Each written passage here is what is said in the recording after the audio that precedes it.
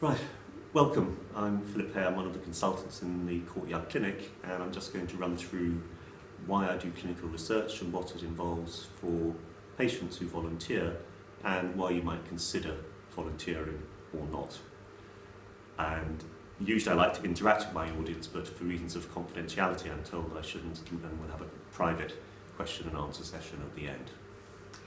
So sexual health, research in sexual health and HIV. I want to try to help those who don't know to understand why we do research and how we do it, the benefits and potential risks or disadvantages of taking part, and how it contributes to our broader knowledge of HIV and improves the care that everybody receives. The doctors now have this mantra of evidence-based medicine, and HIV has actually emerged much the same time as we've been working towards evidence-based medicine. So every single antiretroviral drug that's used for HIV has been developed with proper clinical trials and in as rigorous a way as we can before we start using them. So I need medical evidence, but making a decision as to what an individual patient may actually decide to take doesn't just involve that, with me saying this is the best drug, because it might be the winner in terms of efficacy in clinical trials, but it may not be the right drug for that individual. So that's why I've got patient values and preferences and clinical judgment in there, in that clinical interface, but backed by the best scientific evidence I can access to help us make that decision soundly. And we often talk about phases of studies, so this cartoon shows that. Phase 1, well, preclinical studies are done, usually a company or an individual university-based researcher has identified a clinical need and wants to develop a drug or product to help with that. They will do a lot of preclinical assessment in the test tube sometimes on animals, sometimes on human tissue, sometimes on human organs, and see whether the proposed drug has the desired effects and also is absent of side effects as far as can be told. The phase 1 studies are done on human volunteers who may be paid up to several £1,000s for taking part in some of these studies if they involve being residential for 1 to 2 weeks. And this is where we find out how the body actually handles the drug. Is it broken down in the liver? How much of it gets absorbed from the gut? Do you need to have acid in the stomach? Is it excreted in the urine or in the stool or whatever? And what levels are achieved in the blood at particular doses? These are usually done for tablets or injections. The volunteers are normally resident and they're closely monitored 24 hours a day whilst they're participating in these studies, and then as a inverted commas outpatient subsequently for safety. If the drug looks promising and no horrible side effects are forthcoming, they then design a phase 2 study where they look at people with the condition, in this case HIV, and get an initial assessment of how active or effective the medicine is. And they would normally want to test several different doses of the medicine. They'd want to test several different doses of the medicine to see how safe it is, and again, at which dose they get the greatest efficacy. Often they do what's called a phase 2B study, where they've got 2 or 3 doses that they want to take forward, and they do a further study to determine which dose they're actually going to go forward with. If it looks promising, again, they go forward to the large phase 3 studies, which are the final studies they need to do before the drug gets licensed by the Food and Drug Administration in the US and the European Medicines Agency in Europe. And this will involve several thousand people taking the medicine for initially normally a year or 48 weeks, but then there's normally a long-term follow-up going on 5 or 6 years for people who take part in these initial phase 3 studies.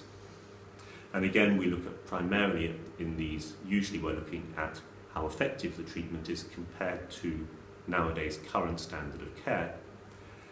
And also, again, looking at toxicity, side effects, tolerability, and so on. And so by the time a drug is actually licensed that I can just write a routine prescription in clinic, it's usually been taken worldwide by at least 20 to 30,000 people. We sometimes do phase 4 studies looking at drugs which are already prescribed in the clinic and licensed, and looking at maybe different combinations of drugs or particular subgroups of patients where there may be a particular need or potential problem with a drug. So what are the key factors that we assess? First of all, efficacy. If it doesn't work, it's never going to be used. So it's critical and almost taken as read with the drugs that are being developed at the moment. Probably the other most important thing for patients is tolerability. How does it affect me day to day? Can I live taking this medicine? And that's different from safety, which is what can the doctors see on blood tests that it might be upsetting the liver or the kidneys, but you're not actually initially aware of that until it's got to quite an advanced stage. So that's why tolerability and safety are slightly different concepts.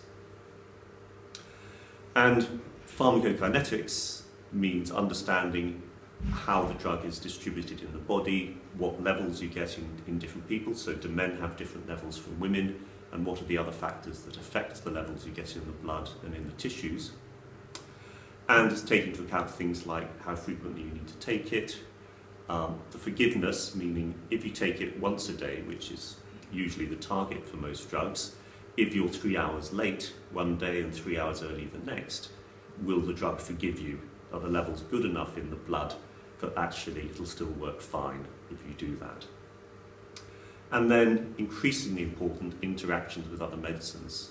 As our cohort of patients gets older, they're aging along with the physicians, they often start to get problems with blood pressure or heart disease or diabetes, and taking other medication, which might interact with the HIV drugs. It's important that we have studies to tell us how these drugs will interact. And it's interesting that although we think we work in the era of evidence-based medicine, nearly all the trials are of just treatment for one disease. So you do a diabetic trial, you take people with diabetes, and they're not taking many other drugs for other things. They're actually often excluded from the trials. And nobody's done trials on people who are taking 3 drugs for blood pressure, 3 for diabetes, 3 for HIV. And in some ways, we really don't know how those are all interacting in the body. And it's very difficult to study because you can't find enough people taking that particular 9 combinations of drugs. So why do people take part? Some people are intellectually curious. They like new things, they like learning about the science, how the drugs work, and they're eager to take part. And they like maybe to be pioneers and the first people to take new medications.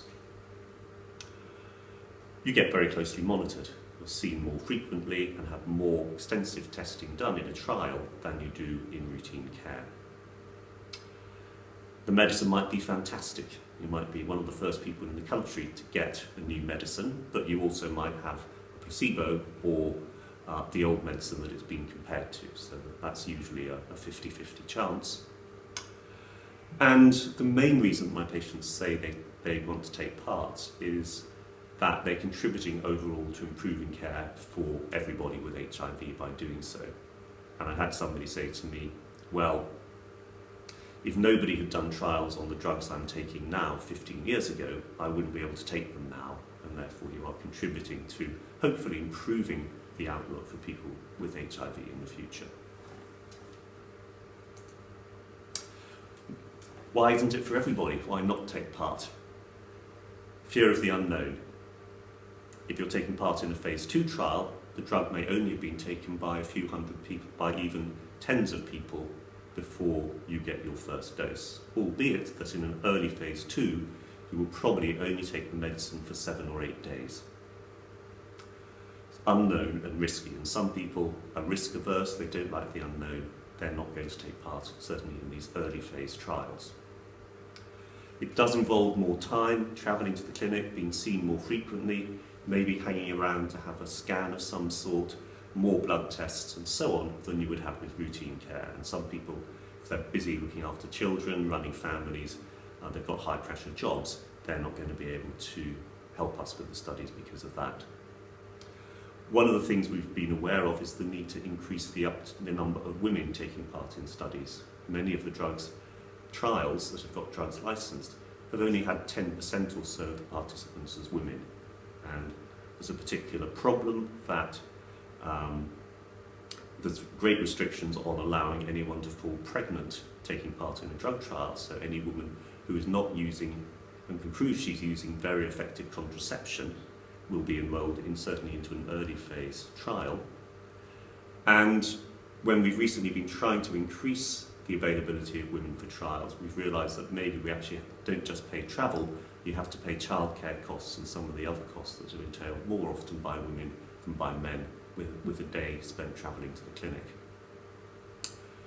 Fear of side effects. However many people have taken a drug, there's still a possibility of what we call a rare or idiosyncratic, or you might just say unlucky side effect. You might be the 1 in 10,000 who actually gets that side effect, and we can never guarantee that isn't going to happen to an individual. But it could happen just as easily with a licensed drug as with an investigational drug. It often means more pills and doses. The most rigorous way to do a study, which I will come on to in a minute, is to do what we call a double-blind study. And that means you have some of the pills you take are real and some of them are dummy, and therefore you have to take more pills than you would take in routine care.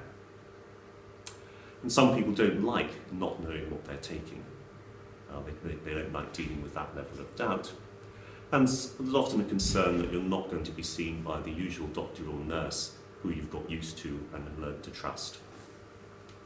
So there's a little advertising campaign. This is the core of the research team, myself and Ola Nikke. I took this picture earlier today. So you will generally see us, at least at the start of a trial, but we are aware that people really value continuity, and if I can sign up your doctor or nurse as a sub-investigator, they're then allowed to carry on seeing you whilst you're participating in the trial and continue to have your care with them.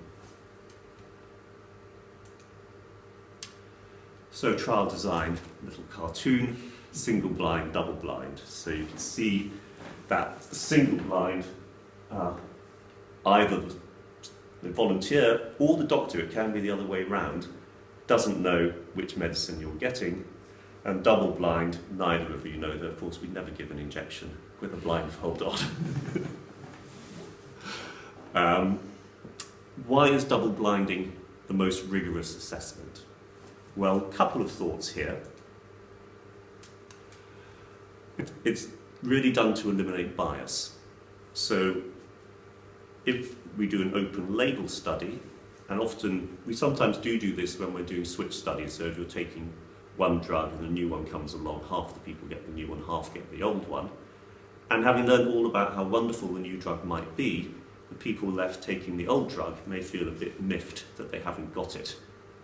And therefore they might not take their pills properly, or they might even come out of the study and say they're not going to take part. And if too many people drop out, particularly in one arm of the study, then the results are invalidated, and we can't say that we've got a good scientific comparison between those two medicines.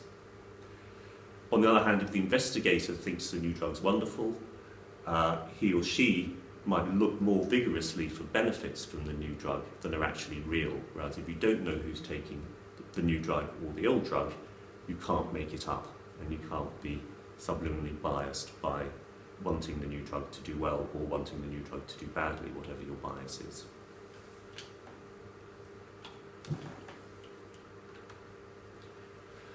So, another little cartoon.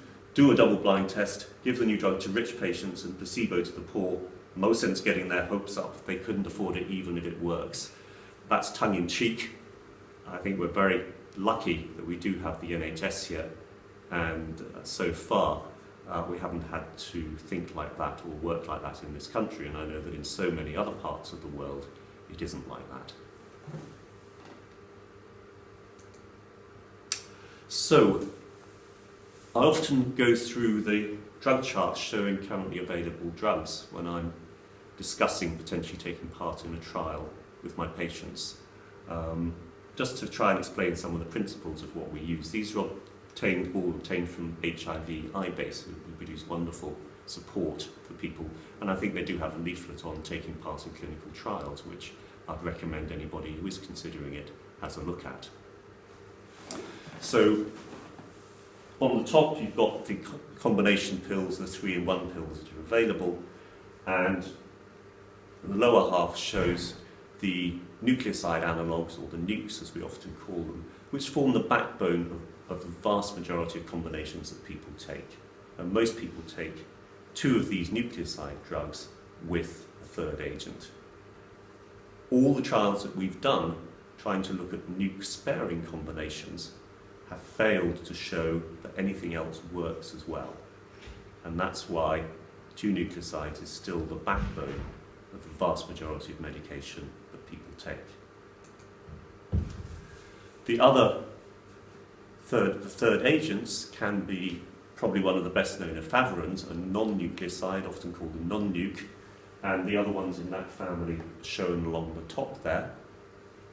And then the ones that are coming to the fore at the moment are the so-called integrase inhibitors, raltegravir, elvitegravir, which comes in a combination pill called Stribold, and dolutegravir, which also comes as Triumeq in a combination pill.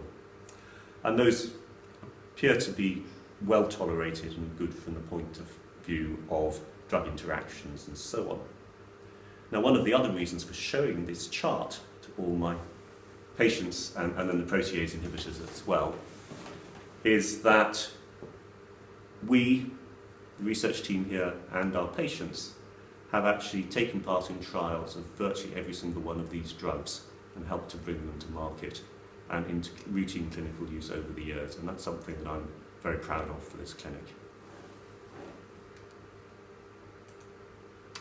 The new ones we're testing at the moment is a lot of patients are taking tenofovir or Truvada or Atripla, and the biggest concern with tenofovir is that it can sometimes cause problems for the kidneys and thin the bones.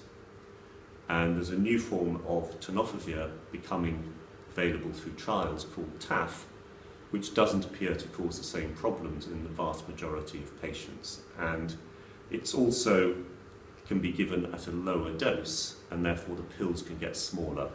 And all the pills that are available with tenofovir are going to be available with TAF, and we've been doing plenty of trials on these new TAF-based pills to look at the place for those in the future. You can see here, this one is actually the first single tablet for a protease inhibitor. It's got a booster TAF and emtricitabine in it with darunavir. But it still looks like a horse pill. So what else do we do? My colleague Dr. Tariq Siddiq does a lot of work particularly on new diagnostic tests for sexually transmitted infections, and he's got this STI squared consortium together and lots of other partners that you can see there. And very few of us now can do research on our own. It nearly always is a partnership between several institutions and commercial companies. Some of the scientific papers that we've published over the years. This was one looking at some of the drugs when we first started using raltegravir in pregnancy, and we were one of the first groups to show that it's very good at getting into the baby before the baby is born, and may be very valuable for protecting a baby if the mother has a detectable viral load around the time of delivery. This is one we did looking at chlamydia screening. Most of the under 25s here have probably been offered a chlamydia screening test, and this was a trial we did evaluating how effective chlamydia screening might be in preventing long-term problems. And this is in fact, this is my highest cited paper in HIV medicine, a study we called RAVE, which was one of the studies that showed that if you were taking zidovudin or stavudin D4T and you switched to tenofovir or abacavir, the fat loss, the lipodystrophy that you had would improve. Unfortunately, it doesn't totally go away, but it does improve if you do that. And so this is one of the studies that contributed to us almost abandoning the use of stavudine and zidovudine in this country because of those long-term safety concerns. So what are we doing at the moment? We've been doing a study looking at different antibiotics for pelvic inflammatory disease. We're about to start a study looking at whether if you have warts and you're given the wart vaccine, your warts might go away and stay away better than they do with current treatments. We're doing one for a treatment to control or try and prevent recurrence of bacterial vaginosis in women. And there's a lot of worry at the moment about gonorrhea becoming resistant to available antibiotics, and we're setting up to take part in a phase 2 study, an early study of a new antibiotic that's showing promise for resistant gonorrhea as well. HIV studies, we're enrolling for a study called SUPER at the moment, which is looking at people who were predicted to possibly have difficulty with adhering to their medication and taking it reliably, and whether giving them some aids and some help with their adherence can be shown to improve the number of pills they take at the correct time. Along with that paper I showed about raltegravir in pregnancy, we're taking part with a European group measuring levels of new drugs in pregnant women and sometimes their babies. There's a UK seroconverter register run by the MRC, although that's now stopped recruiting. UK Chic is a database from most of the large clinics in the country where if we pool our data anonymously, we can find out more than we can just by looking at one single clinic's cohort. And probably the most important study of the year, the START study, which again was sponsored by the MRC, which showed that there is benefit, significant benefit from starting treatment even in people with high CD4 counts compared to waiting for the traditional threshold of 350. Commercial studies, we're doing several studies based around TAF at the moment. One of the drug companies, BMS, has a totally new drug in phase 2, which we're enrolling to at the moment, and that's just looking for people with very resistant virus who have been on treatment for many years and whose virus unfortunately has become resistant to most of the currently available drugs. And we're also setting up a new study of a integrase inhibitor, which we'll be looking to start next year. And recent studies we've done, ARIA was one of the licensing studies for the new integrase inhibitor dolutegravir. WAVES was an interesting study, and that was also just looking in women, and WAVES was a similar one with Stribald, looking at the efficacy of Stribald just in women, because there were so few women in the original trials of these drugs. And I'm pleased to say that we actually recruited very well for both those studies in this clinic. SINGLE was one of the key studies for dolutegravir, and we're also planning a study looking at the safety of some of the medicines in people with particularly impaired renal function, where at the moment we have to be very careful which drugs we can use. How does this relate to seeing the results? So this is a study looking at toxicity, in this case looking at bone scans to look at the bone health of people taking drugs. And in this instance, it's looking at if you've been taking tenofovir and you change to the new form, the TAF, which is supposed to be better for your bones, this shows that your bones actually get stronger after you change than they do if you continue taking the tenofovir. And the studies all the TAF studies we're enrolling to at the moment are looking at this kind of safety data. And in terms of efficacy, this is what we see when we go to our conferences. This is a phase 2 study testing 3 different doses of a new drug taken with Truvada, and comparing it to a standard treatment with a tripler, essentially a tripler with an efavirenz-based combination. And you see the effects of the different doses, so you can see that in this case, the green line, the one that did best, was actually the middle dose of the new drug, and the purple line, the efavirenz, didn't look as good as the new drug. Now, interestingly, the efavirenz has performed far worse in this study than it performs in historic studies from 10 years ago. And I think the reason for that is that 10 years ago we had very few options other than efavirenz, and if you didn't like it, we didn't really have much else to give you. Nowadays our threshold for taking somebody off efavirenz is much lower because we know, I know, and most of my patients know, that there are very good alternatives, and if you're getting side effects from efavirenz, you don't have to carry on taking it. And so within the study, patients who get efavirenz and don't like it will say, I'm not taking this anymore, quite rightly. And if they leave the study, that appears to be a treatment failure. And so these differences are mostly because of tolerability rather than true efficacy. If you actually were prepared to carry on taking it, they'd probably all perform much the same. And it's showing how as we evolve and learn more and get more new, better alternatives, we don't have to use or put up with the side effects that we had with the older drugs before. The final thing I want to talk about before I sum up and close is what happens when you're asked to consider a study. So I might say to you, I'll do our normal consultation, get all the normal stuff done, and then I might say to you, I'm looking for people to help me with a study at the moment, and you seem to fit the bill and be eligible for this study. And then I'll give you the headline of what the study involves and ask you whether you want to run a mile, or whether you're interested, whether you'd like to find out more, or whether you're really interested. And then I'll produce what's almost a small booklet called a patient information leaflet, which may be 20 pages long, typed A4. And I will go through the key sections with you, just quickly show you those, and then you'll be introduced to Ola Nikkei, who will take you through it in more detail, and we'll ask you to actually go away and read it. If you want to talk to a partner or friends or phone iBase or NAM or somebody and get further advice, we're very happy for you to do that. And then Nikkei will arrange for you to come back in a week, or she'll telephone you and say, are you interested?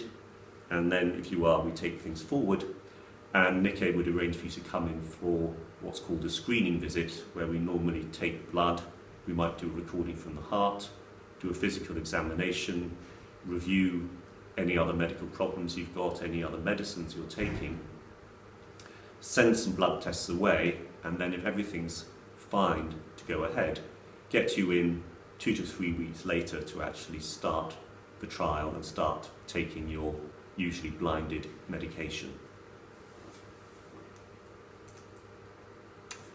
So I'm going to skip these in the interest of time. Some of the frustrations for me are the regulations we work under. Everything has to be approved by an independent ethics committee, and that's quite right for patient safety. And there's been examples in the press recently of historical unethical trials which have come to light. And it's very important for protecting us as researchers and potential subjects that good ethical approval and review is obtained. But then there's the regulatory approvals, the R&D, which can sometimes seem to take forever. And we've had some studies we've been setting up where we haven't got out of the starting blocks because we haven't got local approval in time before the rest of the world has actually filled all the places. And that's immensely frustrating for us when we've lined potential subjects up and we're all looking forward to starting the study. And then, if we are successful, I get thousands of results to check and have to check them in a timely fashion. So what are the additional benefits of being a research unit? We get access to new drugs early. Most drugs, as they start to become available, like in fact these current TAF drugs, I can request on compassionate release for people who I believe need the drug when it looks like it's going to go forward and be licensed within the next 12 to 18 months or so. Occasionally that's life-saving. I had one patient who had taken part in the phase 2 study for the protease inhibitor darunavir, and we couldn't treat him, we couldn't treat his virus without it, and he must have been one of the first few people to get darunavir on compassionate release once I could actually obtain it for him, and he's still alive and doing very well today. Concept of free treatment and monitoring. So particularly in parts of the world where you don't have an NHS, where people have to pay, sometimes the only way people can get access is to go into clinical trials. There's an ethical concern there, because that's almost coercion. That's the only way you can get treatment. But here we don't have to worry about that because everybody's entitled to treatment, to standard treatment anyway. But it means for the hospital, in a sense, we're getting free drug and monitoring from the clinical trial budget. Intellectually, we learn about the new drugs before they're even licensed and get familiar with how to use them, which means we can probably use them very well for our patients when they do get licensed. It's good for my personal development. It means I know about the new drugs as they're coming through and all the research that's gone into developing them. It's good for networking with my colleagues from other clinics who I meet at all the investigator meetings and conferences. And in a broad sense, I think taking part in trials and being known as a good centre is good for our reputation as a specialist HIV centre here. So, if I sum up, why do I do trials and encourage my patients to take part in trials? I think it makes me a better doctor and means that I can offer them the best treatment available, hopefully most of the time. Thank you very much.